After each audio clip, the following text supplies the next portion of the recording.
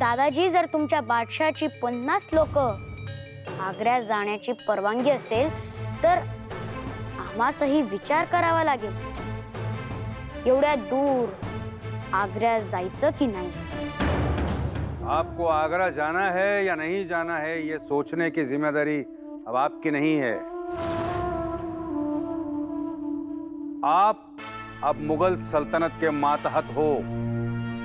मुगलों के बादशाह आपको जो कहेंगे वो हुक्म आपको मानना पड़ेगा.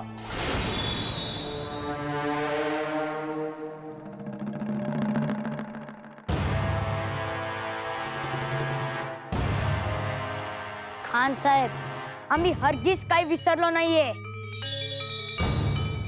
तह झालाय म्हणून आम्ही आपले गुलाम आहोत असं हरगिज नाही. म्हणून लक्षात ठेवा, शब्द जपून वापरा.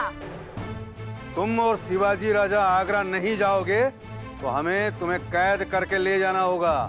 खान साहेब, आम्हास आणि आमच्या आबासाहेबांना कैद करण्याची बाते करत आहात. कधी ऐकलंय लांडग्यानी सिंहाची शिकार केलेली? कधी ऐकलंय स्वारा कैद झालेला? कोणी हातात अग्नी धरलाय? ऐकलंयस?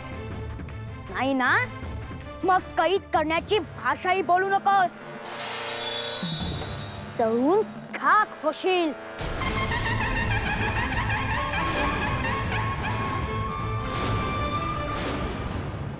कुंवर जी,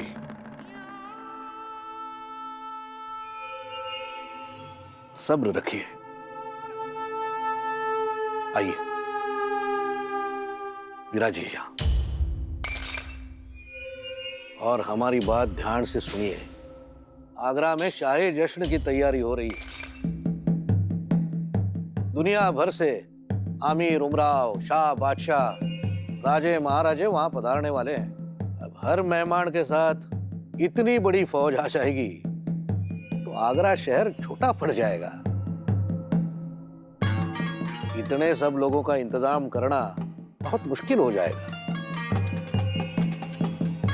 इसलिए हमारी आपसे इल्तिजा है कि आप सिर्फ 50 लोग अपने साथ लेकर आगरा की ओर चलिए. दादाजी, आपल्या म्हणण्यावर आम्ही सहमत आहोत.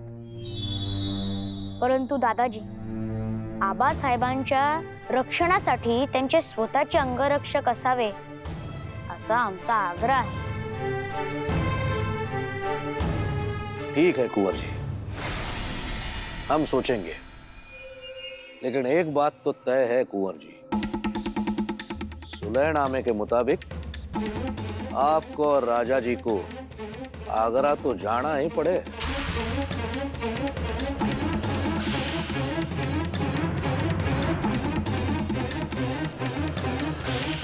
आग्र्यास तर जावंच लागणार. राजेंनाही आणि शंभू बाळांनाही. काही गोष्टी नाही टाळतायत थोरल्या बाईसाहेब. तह केलाय आपण आणि तहातल्या अटी पाळाव्याच लागणार. त्यामुळे तहनाम्याप्रमाणे राजेंना आग्र्याला जावंच लागणार.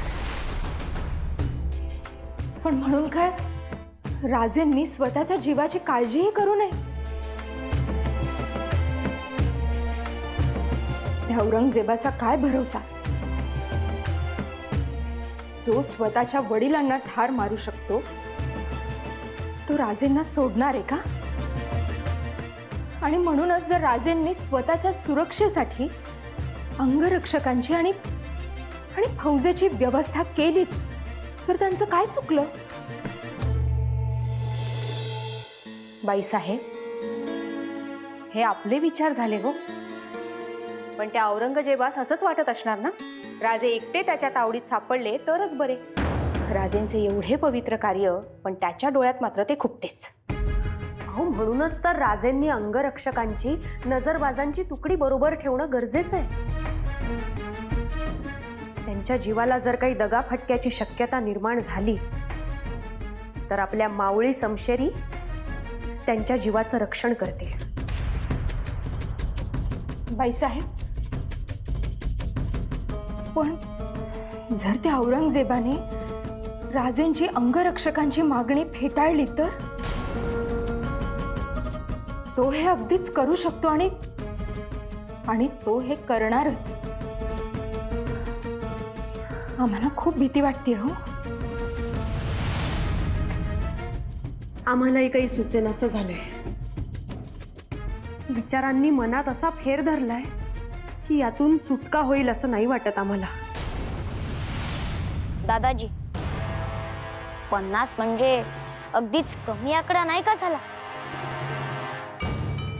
वैद्य, आचारी, बाजार बुंगे, लोहार, नालबंद अशा लोकांची जास्त भरती होणार.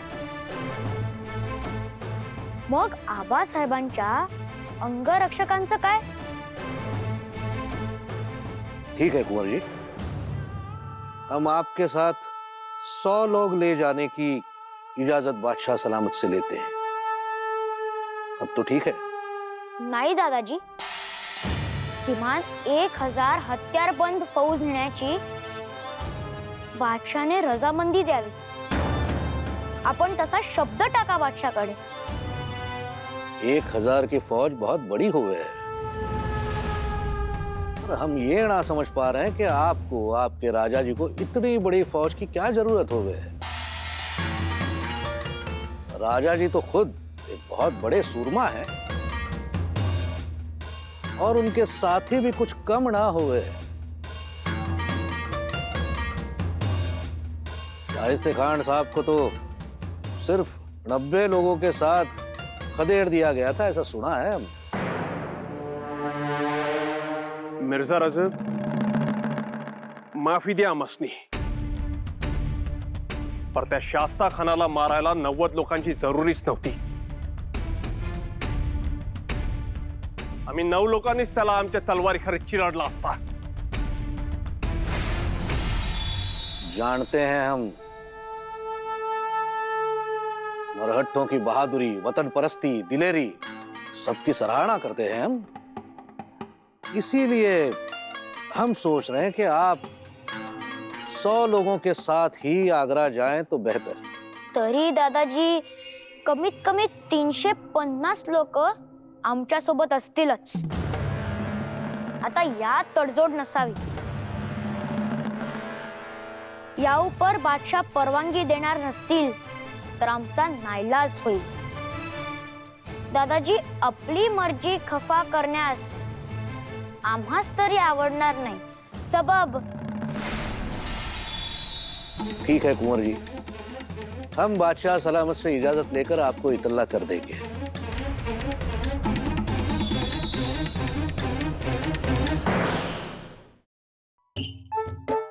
खम्मा घनी. अस्सलाम वालेकुम. कहिए जनाब, क्या दिखाओ? कुछ चोखा कपड़ा दिखाइए. हाँ, हाँ, लीजिए.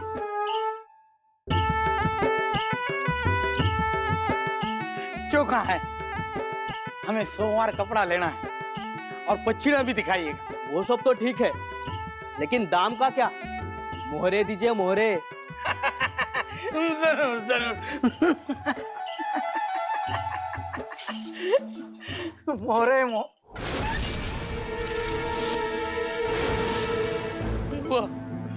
ये भगवान, ये क्या हो गया? मोरे थे, मोरे कैसे बदल गए? क्या हुआ सेठ जी? क्या हुआ क्या? मोरे बदल गए. कोनो जादू हो गयो. शिवा का जादू, शिवा का जादू. शिवा जादूगार है. ये क्या कह रहे हैं आप? हमने तो सुना है भवानी माता शिवा से मिलती है, उससे बातें करती है, और तो और वो 20 हाथ लंबी छलांग लगा सकता है. ऐसा कभी हो सकता है क्या? अरे हुआ है, हुआ है. शाइस्ते खान साहब की उंगलियां छलांग लगा के काट दी और गायब हो गया शिवा. वो शिवा ही है. कब आएगा और किसकी गर्दन मार जाएगा समझ में नहीं आएगा.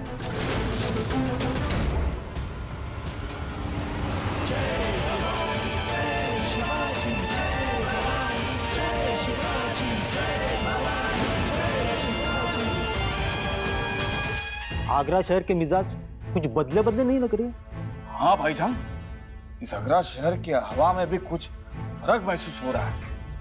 सही फरमाया भाईजान आपने। मैं आपको हाँ, आगरा कुछ बदला बदला सा लग रहा है। अलग मिजाज, अलग हवा, और जिनको देखो उनके मुंह पे एक ही नाम, सिवा सिवा सिवा। हाँ हाँ भाईजान, हमने भी सुना है कि वो सिवा आगरा आने वाला है। अरे जादूगर है, जादूगर। भूत पिशाच जानता है वो। भूत प्रेत, जादू तो ना। हाँ तो फिर झूठ बोल रहा हो क्या? अरे अपने नवाब साहब शाइस्ता खान साहब, मुगली दरबार में कितना बड़ा नाम था, बहुत बड़ा रुतबा था उनका।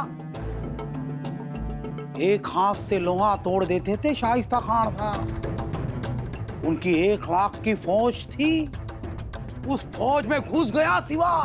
फिर क्या फिर? 1 लाख की फौज, कौन ना अंदर जा सके, कौन ना बाहर आवे। ऐसी फौज में भेजा किसने? भूत पिचासे ने भेजा। नवाब शाइस्ता खान की 3 उंगलियां काट दी, नहीं तो किसकी मजाल थी ये करने की? अरे 12 गज दूर की छलांग लगाता है वो सिवा। भूतों की टोलियां है उसके पास, टोलियां, और एक नहीं 1000 होगी, 1000। मरने तो लागे है वो सिवा, एक ना है, बहुत सारे हैं। इसीलिए तो सभी जगह फतेह हासिल करता है वो। अरे इसीलिए तो राणा राम सिंह, वजीर सल्तनत, अमीन मुल्क को सिवा की जिम्मेदारी सौंपी है आलम पनाह ने।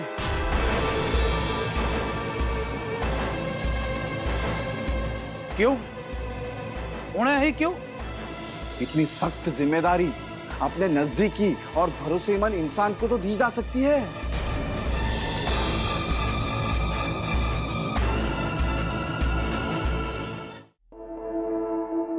त्या बादशानं, त्या जहरील्या सर्पानं विष ओकायला सुरुवात केलीच।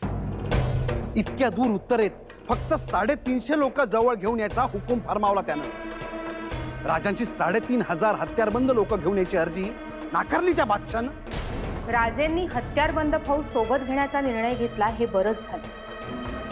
ही फौज त्यांच्या अवतीभोवती असणं अत्यंत गरजेचं आहे। शिवाय या फौजेत काही खास माणसांचा समावेश देखील असावा। आमचा असा कयास आहे की राजे 350 मावळे घेऊन आग्र्यात जाण्यास निघतायत,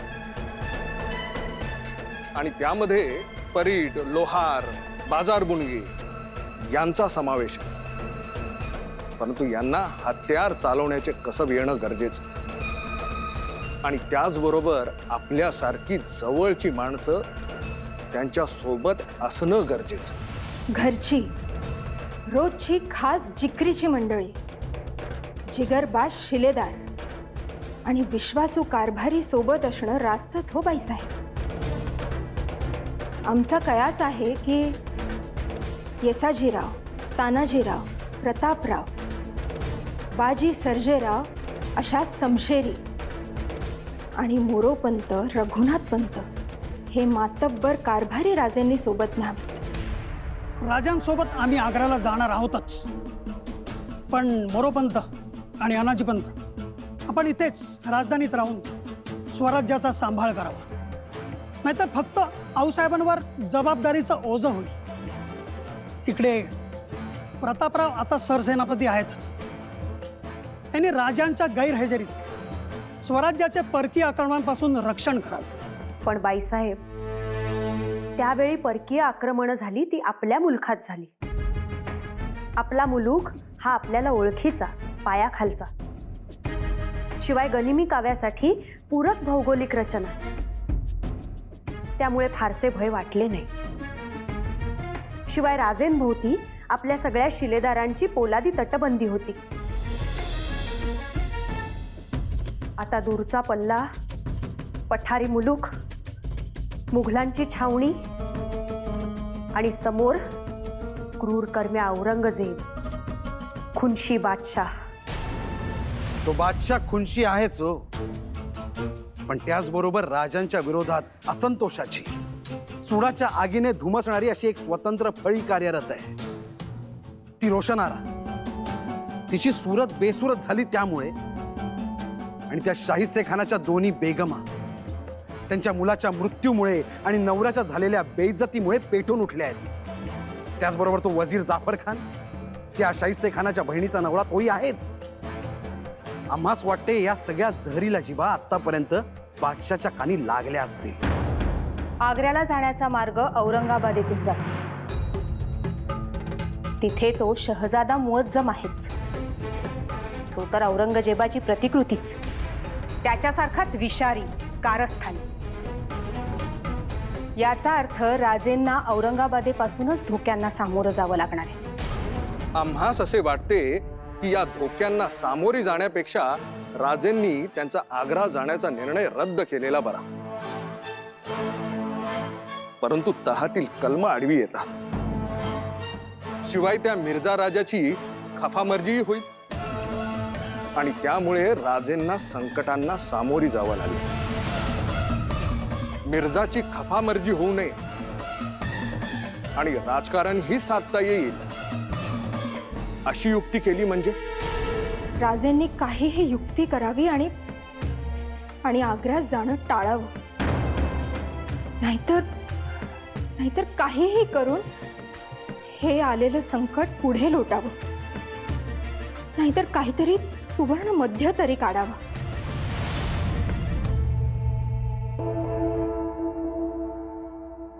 आऊसाहेब, एका महत्वाच्या विषयावरती आपणासोबत मसलत करावयाची होती. आम्हालाही काही सांगायचं होतं आऊसाहेब. सांगा, कोण मसलत? आऊसाहेब, राजेंनी आग्र्यात जावे किंवा नाही याबाबत आमच्या मनी सुवर्ण मध्य साधता येईल अशी एक योजना घोळते. आऊसाहेब,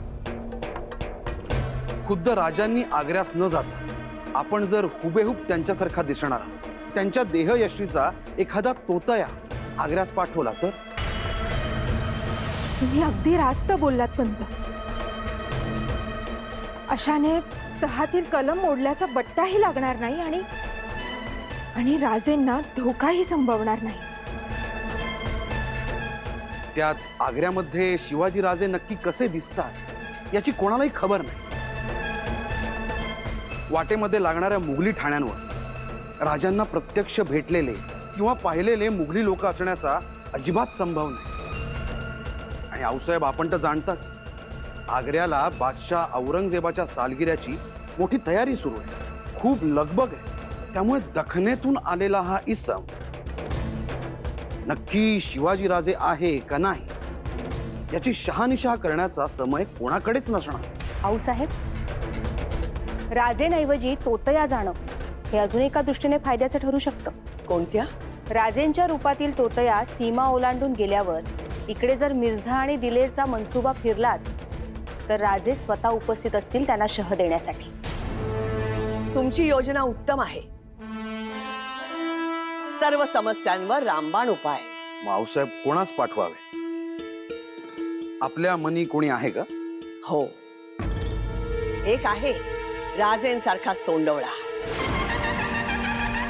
ती जिगर, तोच दरारा, भोसलाई बारदानाचं तेजपुंज पात, समशेरीचे फर्जंद, ठाण्या बागाचे छावे, शिवाच्या त्रिशूळाची 3 पाती, महाराज साहेब, शिवाजी राजे आणि 3रं पात हिरोजी फर्जंद.